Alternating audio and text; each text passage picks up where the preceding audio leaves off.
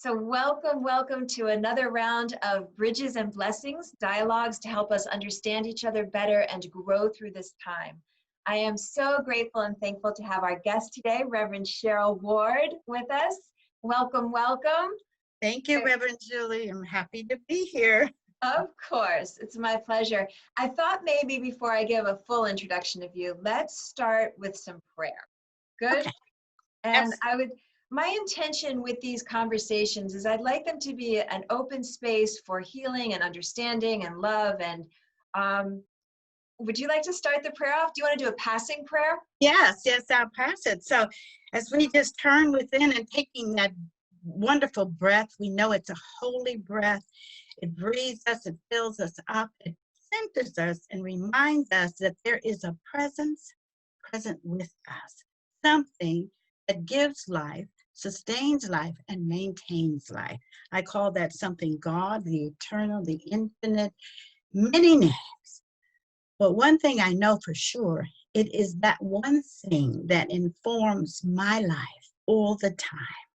And so as we come together, I know that this wonderful presence, this wonderful eternal spirit called God is blessing us, blessing our time together, grateful for the technology that allows us to be together in this way, that we may commune with each other, and we may commune at the same time with the voice of spirit that is always speaking to us. So I'm blessing all that we get to do, all that we're about to do, in the wonderful way in which we're guided and led by the Spirit of the living God. I'm so grateful, and I feel full.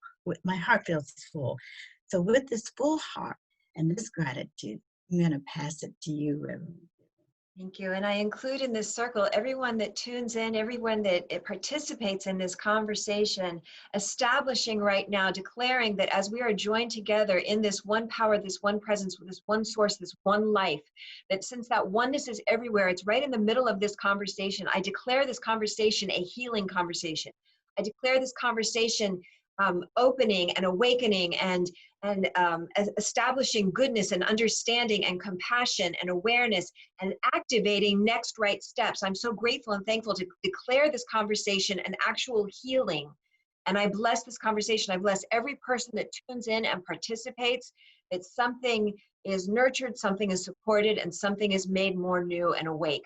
And with gratitude, I allow it to be. Thankful and thankful and thankful for Reverend Dr. Cheryl Ward. So grateful for her presence and her wisdom and all the expertise that she carries with her. With gratitude, I allow it to be, and I say, and so it is. Amen. And so it is. Amen, for sure. Yay! I'm so glad Hi, to have time everybody. with you. Let me just say hi to everybody. I'll Yes. just wave as you included them, and I want to acknowledge them too. Absolutely.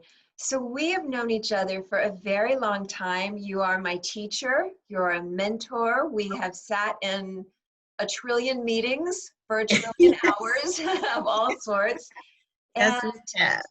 and we've had little moments. You are somebody that I trust implicitly. When I have a question about things, I remember once, there's a period of time where Reverend Michael from the Agape International Spiritual Center, Reverend Michael Bernard Beckwith is the founder and director.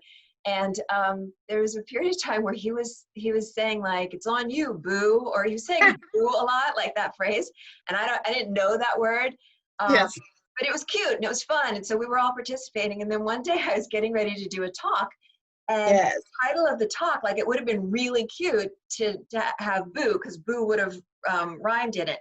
And I remember he sat next to me in service one morning, and there was something inside of me that said, I should check this out. Like, and I remember asking you, like, what's up with this word? Is this like, would it be sensitive or not? Or, and I think that's why I wanted to have these conversations and you were so kind and gracious, and you explained that maybe, my little white self doesn't need to get up there calling everybody boo. So, so it was very helpful, and I trust you implicitly to have a conversation that's not like conversations that I've had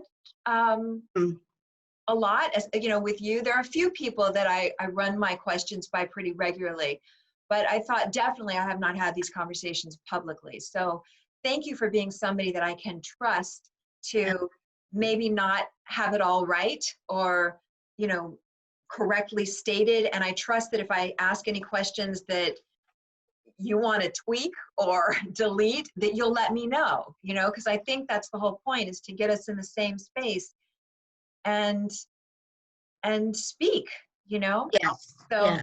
I thank you. And, you know, we have, these last several months, oh my gosh, everything that's risen to the top between a viral pandemic and the awareness of Black Lives Matter. And I was wondering, what has this time been for you? Well, on many levels, many different things. First of all, the shutdown did not annoy me. It didn't bother me initially. I thought it was only going to be for 2 or 3 weeks. So, of course, I'll be just in my house on a little vacation, a staycation in my house. But then as the month came to a close and it looked like no end, I realized that I was alone a lot, that I live alone. And I was used to going to visit family. I have family in Chicago, I have family in Michigan. My middle son, he's a professor at the university. And then my daughter had moved with 2 of my granddaughters to Las Vegas. So now I was kind of stuck. My watch is picking up and talking to me. So I'm not sure I understand. Okay. I don't know why that happens. I don't know. God bless technology. Yeah, but it's in our conversation and I didn't include them. So on that level, I realized I was alone a lot. And then I realized that was a gift to me. And I looked over my last years, particularly when I was there at the university, and I was always working so hard every day, late into the night. And so I began to rest in the awareness that this was my time to be more in the silence, in communion with myself, to get to know myself, just by myself. And then, of course, with the Black Lives Matter that has been around for quite a while. Right. The disturbing videos that people were posting, because now you're at home. If you're working, you don't have time to see a lot of these videos. I wasn't doing that. But being more at home, people are calling you, texting you, sharing videos. You begin to see that there's something going on that needs attention. Yes. And needs everybody's attention. And I was struck by, there's no escape. There's no place on this planet that you can go that you're not going to be locked down. So just where you are is where you're supposed to be. So I went through those emotions. I was very, very upset watching the video of George Floyd. I just, so many things came back. You know, I am a child of the 50s. I was born in 1944, so I'm 5 years old at 49, and then we move into the 50s, and all of the stuff that was going on at those times with lunch counters and sit-ins, hearing the adults talk, and then being from Chicago, Emmett Till, hometown, and what happened to him, and how that impacted me as a child at 11 years old. That video brought that same kind of thing up. And so I had to really look at my emotions and look at others' emotions, my family members, my kids asking me all kinds of questions. Of course, they're grown now.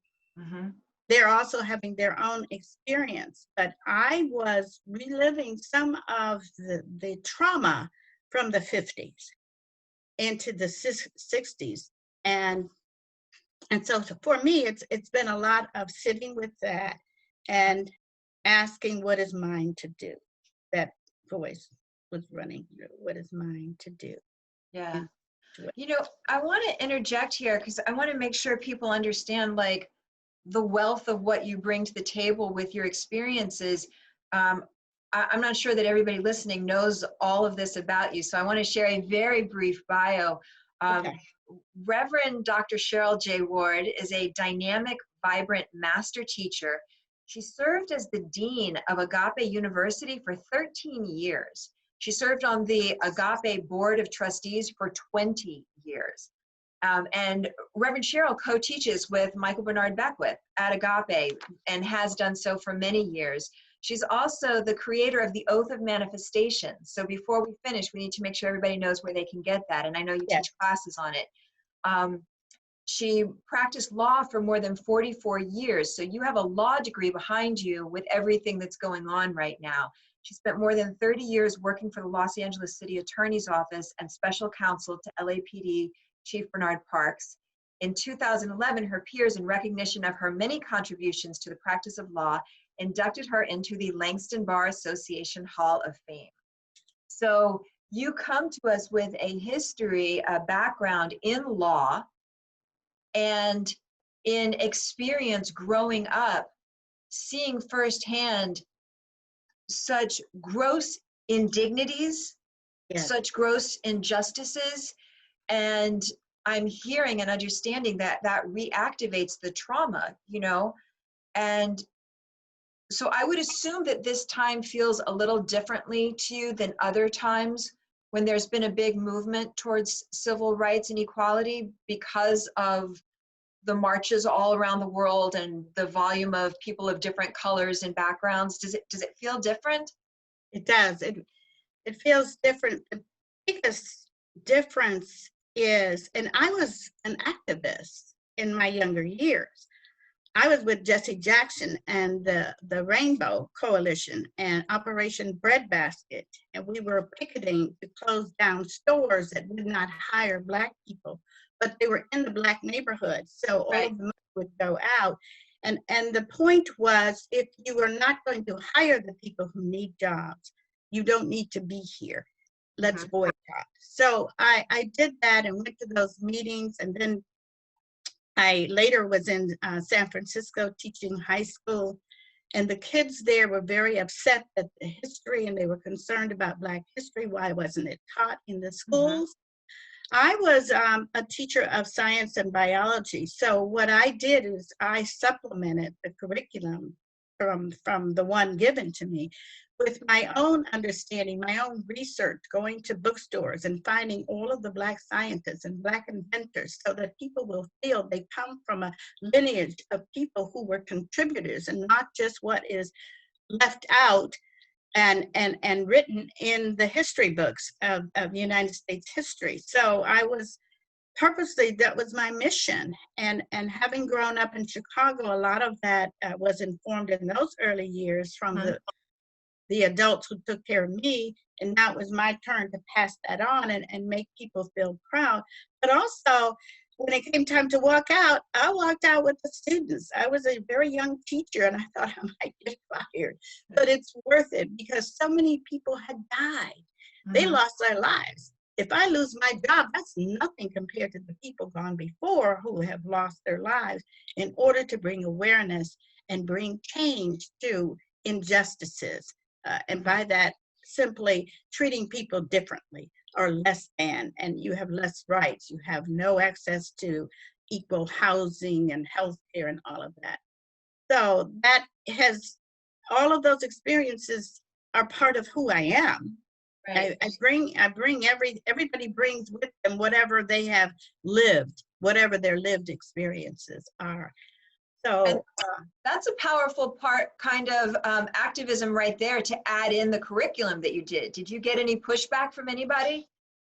Did anybody notice? Did any parents have an issue? Or that's a powerful form of activism right there, actually. So here's what I know, Reverend Julie, and this is where the spiritual part comes in. I've always heard a voice speaking to me. From whenever I was a little girl, whoever was pushing a no on me, the voice would tell me an affirmative, a different story, and I would follow that voice. That happened when I was teaching high school, and also my heart. I loved the students and I loved teaching. And there's no way when you love something that you're going to withhold anything that you know can benefit or that you know would lift somebody up. that would brighten their vision and show them another way. You're never going to withhold that. That's so Absolutely. powerful. And I would invite those listening right now, we're talking about, this is a moment where everybody participates, but everybody can't do everything. We came here to do something. We have our thing. So Yes. what is yours to do? As you're listening to this conversation, you're hearing Reverend Cheryl speak about how, she slid in some curriculum to students and she helped them see something that they would not have seen at that time. Yes. And to find out, to ask yourself, what is mine to do? I'm curious, so clearly when you were growing up, there were overt experiences of racism. What was it like for your kids? Did you have, I've heard so much about the conversation that parents, African-American, do you prefer African-American or Black? Doesn't matter. Okay. I've heard a lot about what African-American parents say to their children, like having that conversation. Did you need to do that, Yes. to warn your kids about police or? I did. It became a common thing because that's your lived experience. And then the people closest to you, the kids on the block, the people you grow up with, as a parent, you want to be protective. And so you tell them, don't just run out into the street, look both ways, because you're protecting them from what they don't know when they're 2 and 3 years old and they're all excited. And so each stage as they get older, there's wisdom you try to pass on to them. So I'm of two minds. One, I have my own wisdom. But I recognize my children also have a wisdom in them. And there is a wisdom that gets learned. I don't want to stifle that. I want that wisdom. But in the wisdom that's going to make them safe from harm and injury, I feel and felt at my job as a parent was to do that, to put them on notice, to tell them that. My own experience growing up in Chicago, I remember running for my life from a neighborhood. We had gone. In Chicago, there are different neighborhoods. So if you went outside of your neighborhood, and the only people outside were us Black people, if somebody saw you, something could happen to you. You might be surrounded. You wouldn't have any way to get back. And there was a railroad track, the proverbial railroad track. So I remember this particular time, we had to go through part of that neighborhood to walk to a library, which was like 8 blocks away. And on the way back, there were these mulberry trees, and we wanted to climb them and pick mulberries. We did this one time, me and a bunch of other kids in the neighborhood, but we were just on the other side of the track. And all of a sudden, this gang of white kids with baseball bats and on bicycles yelling at us and calling us nigger. We were running for our lives, and my little legs were running. My heart was pounding, and my parents had forgotten to tell us about that. And I learned that along with the other kids that we had to run for our lives. And then, of course, Emmett Till came after that. So there were other experiences that I had growing up. But for the most part, because of segregation in the city of Chicago, I didn't interact with white people until I was 14 years old, when I was sent from my school that had its own district. They were building the high school. And it wasn't quite, it needed one more semester before we could attend. So they sent us out, and we had to pay our own bus fare, ride the public bus to go to another school. And the people there in a white neighborhood did not want us, and they made it very clear. I was a top student, but I was sat in the back of the class. Every time I raised my hand, I wasn't called on. In gym class, you'd be the last one. While they're picking teams, you'd be sitting there facing the back wall while you watched everybody get picked. And finally, they said, okay, well, you just go and join that one. It was clear no one wanted you. At the bus stop, the boys would come to bite us, and we had nowhere to be in that neighborhood but at the bus, hoping the bus would come. And I remember the young Black boys would they would be fighting and protecting us girls and themselves until the bus came, and then we could jump on and get out of there. But that daily thing for that whole semester, that was very traumatic. My point here is there is something, some wisdom inside of you that is always guiding you. At least for me, my life. Yes. I thank you for sharing that. You know, there's one thing that Robin DiAngelo, who wrote White Fragility, talks about. She tells white people to reflect on how your whiteness has impacted your life. And at first thought, like, that doesn't make sense. You know, it hasn't. I'm living my life. But when I hear these experiences that my friends have had, Yes. you know, it's like, it highlights how grossly unjust things have been, and in many ways still are. And I wonder, like, how do you heal from that kind of trauma? How does healing happen for all Black people that have this lineage? I mean, it's such an intense history. How do you, and there's so much beauty to it and power to it and triumph to it as well. How do you heal the trauma parts? Yeah, for me, it was the voice that always kept me going. There were 9 kids in my family, so we were poor. We weren't middle class or anything. There were a lot of things we didn't have. But all along, every year, there was something that I could do for me that gave me a sense of myself. When I wanted a dollhouse, I saw other kids have it. I decided I would create one out of a cardboard box and saran wrap windows and make little curtains and put grass. And there was the best damn dollhouse in the world to me, because I made it. And so I feel that the hard times for me made the good times also. Do you understand what I mean? Yes, yes. Because everything wasn't just handed to you, that it wasn't going to be easy, and you knew that you were always on guard of, well, what can I do? What can I create out of this situation? Now, that's not to say that there were times when it was very unjust and tears would come, but because I was having this internal conversation and having my little successes, it didn't have to be, exactly as somebody else's. I imagined a lot of things. Mm-hmm. I remember with all the kids in the house, there was no quiet place. So I would hide in the closet just to have quiet. I might read in the closet, but if I heard them looking for me, I'd quickly come out because I didn't want them to discover I wanted to always be able to go there and have my peace, have my quiet time where I didn't have to be around a lot of these different things. I feel also because we were, like I was introduced to as a little girl, the Black National Anthem, to singing that song. And there was that chorus, facing the rising sun of a new day begun. And I always thought of that. Okay, there's a new day, a freshness, that we march on until victory. You keep going until you're successful. That kind of thing that was ingrained in me.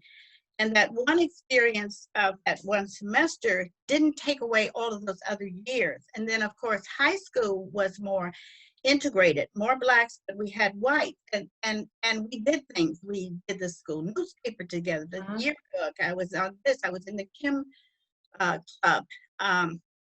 My chemistry teacher I loved. He was a PhD. He had worked on the Manhattan Project, which was the A-bomb at the University of Chicago, but he was relegated to teach, which was a gift to us, in the high school because he couldn't be hired as a Black person. But he inspired me to love science and chemistry and all of that.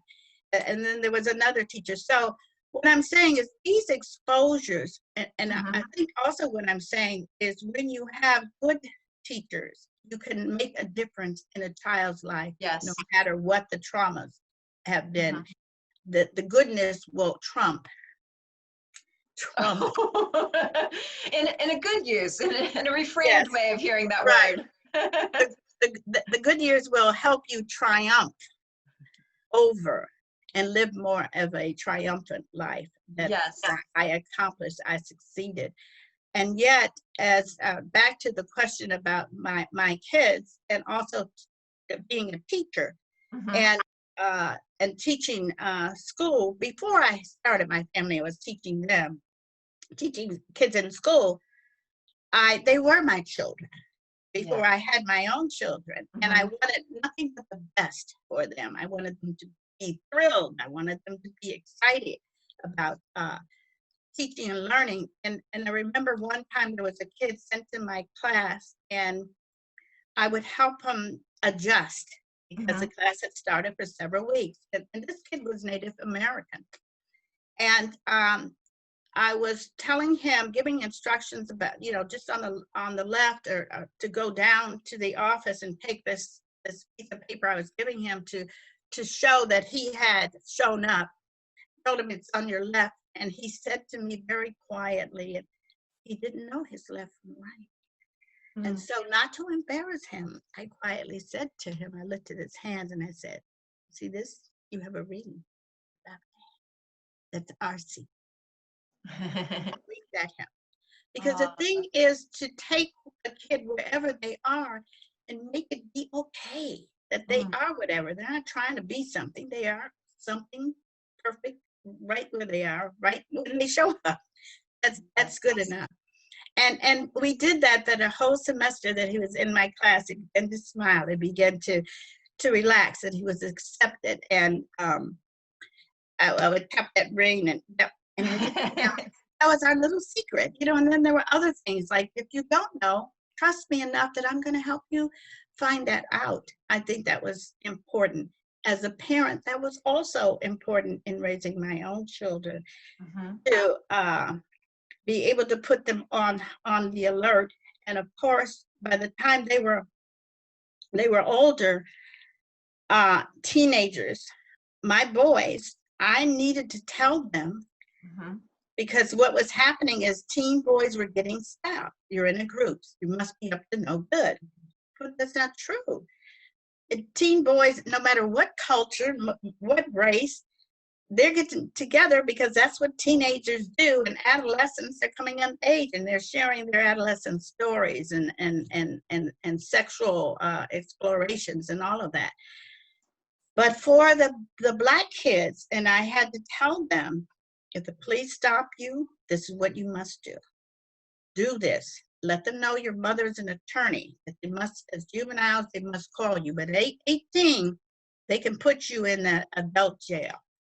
So be careful when you reach 18 if anything happens. But I'm warning them, and more than once. And not only them, their little friends that I had over to the house all the time. I'm telling them how to survive in the streets. And I found out one time they were stopped, and it was the sheriffs. And I was friends with the sheriff because I was on a committee for child abuse and neglect, and he led that committee of helping to deal with that in the county of Los Angeles. And I said to him, "Your sheriff's out of that Marina station. I don't want them stopping my boys. They better make sure that they're stopping the right people." I'm teasing with him, but he also knows I'm very serious with him. Right.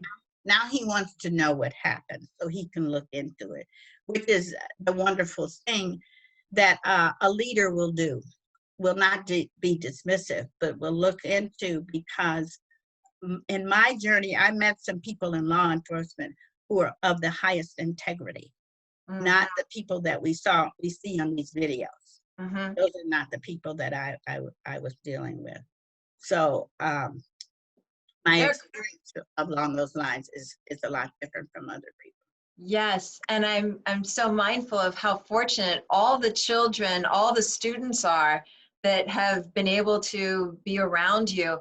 And it reminds me, we started this with the conversation around what is yours to do. What, yes. Everybody is here to participate, and clearly you're a master teacher. That's part of your calling. And so again, I would loop back to everybody listening to get that spark, that sense of what's yours. I mean, as Reverend Cheryl's speaking, like I would imagine your heart is just wide open with gratitude for the hundreds, thousands of human beings that she's impacted with that teacher consciousness, like the highest level of real teacher consciousness. And there was a few points I wanted to make. We're going to be coming to a close in a moment, but there were a couple of things that popped out as you were sharing that have been really key. And one is for those that have had a sense of trauma reactivated by any of the number of things that have been going on over the last several months, there's so many different facets. If there is an avenue through creativity that you can allow that energy to move, anything we can do that allows so that the energy doesn't get stuck. If it has a mode of expression, then it can become a force of something that is change. So I would invite you, Reverend Cheryl spoke about some of the creative things she was doing, making her dollhouse. And by the way, I know you make the most extraordinary cards ever. I have seen them, and they're like still creative. And so that's still an avenue. Yes. So I'd invite those listening to see if there is a way that you can kind of get it out of you, whether it's dance or writing or paint or whatever it is. It's such a powerful therapy. And by the way, there's a class starting up at Agape really soon. Yes. So you can look at agapelive.com, and there is a class based on art that's one of those avenues to help move the energy. Another thing that you mentioned, hiding in the closet because you needed a quiet place. And so I would invite those listening, we call it a sit spot, to find some place that's yours. And especially with many of us in quarantine still, if it is a closet, whatever space it is, that you give yourself that, because it is crucial time to just stop and to be able to hear that voice that Reverend Cheryl's been referring to. We need to have a space to do that. So even if it means you go for a walk and you take 5 minutes to yourself, or you sit outside, or you sit in a corner in your room, that's so necessary also. And then another piece that you mentioned is exposure, that you had exposure to some really brilliant people along your way, and they were light bulbs for you. They showed you that there's another option, and you're that exposure for so many people already. And I would invite those listening that now that we've got the internet, we've got technology, you can expose yourself to all kinds of high level vibratory frequency experiences, people, movements, right? So this Absolutely. is a time we get really sucked into all the news and negativity and propaganda, but we can also choose to find things. And we both are at Agape International Spiritual Center, so I would say go to the website because there's so many classes and information that's available. In fact, where can people find the Oath of Manifestation? That's something Reverend Cheryl has become pretty famous for. And I know it's helped so many people to bring flow into their finances. We're going to come to a close soon, so if you could just let people know how they can find you, and definitely how they can know more about the Oath of Manifestation. Right. Well, I'm on Facebook, the Oath of Manifestation Global.com, or you just go to Cheryl Ward, my Facebook, and I have a page there that will take you to that. Also, Oath of Manifestation Global.com website is the Oath of Manifestation website. I will be doing that class sometime in the fall, just looking for some dates, and it'll all be online. That oath, which I reduced for distribution in 2014, now it's gone all over the world. I meet people, especially in Africa. People take a bunch of them, people have made songs to them, people rap, use the oath to rap, but it's all about, the oath is the oath to the highest, to God, to the supreme, to whatever, to your greater self. It is, you will not abandon that self. You will not abandon God. You will stay the course no matter what, and allow yourself to receive unexpected good ideas, creativity, money, kindness, generosity. You're inviting all of that in. It's all around, but it can't get through a closed door or a closed mind or a closed Beautiful. And you're on Instagram. It's Cheryl J. Ward. Is that Yes, how people find you? So yes, follow Reverend Cheryl on Instagram also at Cheryl J. Ward. yes. So my final question for you is I would like to know, what is your vision for yourself and for this world? So we can all hold that vision for you. Oh, good. Yeah. My vision is that this evokes in all of us a new world order, meaning a new way of being with not only each other in this country, but other countries. And I've traveled the world. I've been to many continents and many countries, and I'm always there. Really, I'm going to see, this is the words that came to me the first time I left and went by myself to a country, which was Costa Rica, to live with a family there, was, let me see how God shows up through this and these people. And for me, God was love, kindness, generosity, creativity, and all of that. So let me go explore how these show up.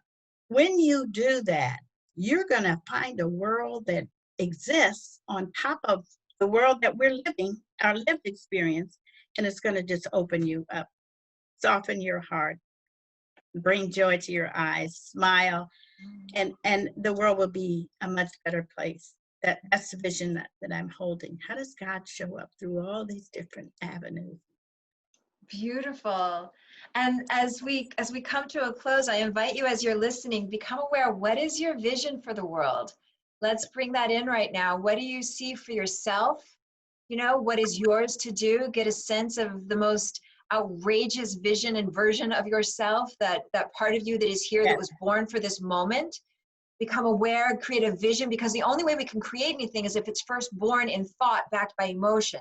So what we do now is we take a moment and become aware, what is the world you want to step into? Yes. Everything is up right now. Yes. So get a hit, get a sense. And I'm going to go ahead and pray us out, and I'll loop all that in. I thank you so much for your time. It's my joy so and much. pleasure. And let me just say, every vision must come from the heart. The heart and the mind. From the Absolutely. heart, not the other way around. Thank you so much, Reverend Cheryl. Of course. So we take this moment becoming aware once again that there is one power, one presence, one divine creativity. It is everywhere, always. I know it's in myself. I know it's in you, right as you're listening in this moment. And I'm knowing that it floods through every cell, organ, action, function of Reverend Cheryl Ward, right where she is, that this presence of God, this presence of goodness has been flowing through her entire life. I take this moment of such high gratitude for the multitude of people that have been raised up by her master teacher consciousness, by her great big wide open heart, by her powerful, mighty law enforcement, law awareness. I'm so grateful for all these different skills that she has brought to the earth, and the way in which she has held people accountable, whether it is through raising up their gifts or whether it's through justice and integrity and causing people to step in line when that is needed to be. I'm so grateful to know that Reverend Cheryl J. Ward is a powerful, powerful force of goodness and righteousness and love and kindness. I bless her. I bless her family. I bless her grandbabies. I bless all of the endeavors. I bless this oath of manifestation, that it continues circulating the world and raising people up. And I bless her vision. We take this moment to include each vision right now, to bring in whatever your vision is for the world, a vision born from your heart, from what your soul longs for. The kids can walk to a library and walk back and climb a tree and not be chased by anybody, that we are safe, that we can sit at a bus stop, that we are safe, that we are held, that we are not just like safe, but that we are glorified, that all of us are glorified, that all of us are held in love and goodness. And so we hold this vision so high, we allow this frequency to be so high and so palpable in this moment that it cannot do anything but create right action, right action. It ripples out from frequency, from thought, into manifested forms of right action all around the world. I'm grateful, I'm thankful, I allow it to be so, and I let it be, saying, and so it is, amen. And so it is, amen. That's beautiful. I felt that. Thank you for your time. I love you so much. I'm so grateful for you. Love you too. Thank you for inviting me. Absolutely. My pleasure. Bye-bye. Bye-bye.